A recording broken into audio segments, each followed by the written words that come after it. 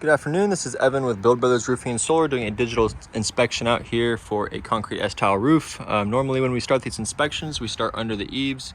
So you have your fascia board, your rafter tails, and then your starter board. Now the wood here is freshly painted, which is, we like to see that, well maintained. It does make it difficult to see the general condition of the wood, but we do like when the wood is freshly painted. There was one area I wanted to show.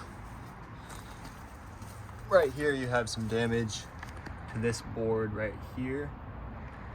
And so the reason that we inspect under the eaves is we want to get a general condition of the wood and look for significant areas where termite damage happens, wood rot or dry rot. I don't see any huge red flags under the eaves here. Everything looks pretty well maintained. As I'm coming up this roof, I already noticed there is no drip edge on the perimeter installed, and there's no bird stop either. Both bird stop and drip edge are required by building code for roof projects. And so since this home was built in 1987, I do want to figure out if this is the original roof, because if there was a replacement done, bird stop and drip edge should have been installed to be up. Okay, and now, like I said, this is a concrete S-tile roof. The tile looks to be in good condition. I don't see many cracked tiles or broken tiles at all.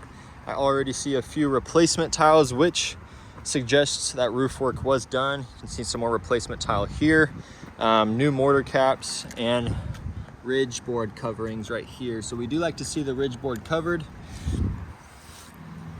That was done much more recent than the 1987 original date. More replacement tile around here. You also have a solar installation, and I do want to inspect and look at the way that it was installed here. And as you can see, this installation was probably done somewhere 10 to 15 years ago. The material was drilled straight through the material.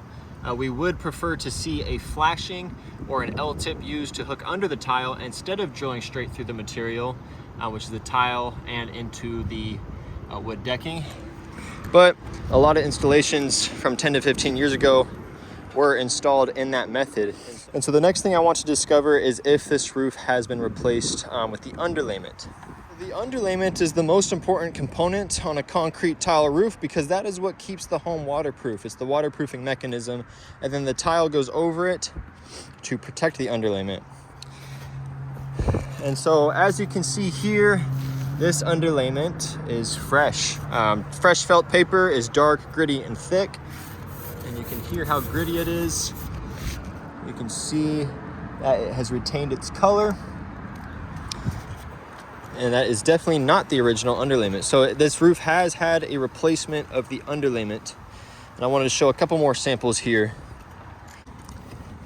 Here's another sample, and then you can see the fastening around the nail there. That does tell me that it was done in the last 10 to 15 years.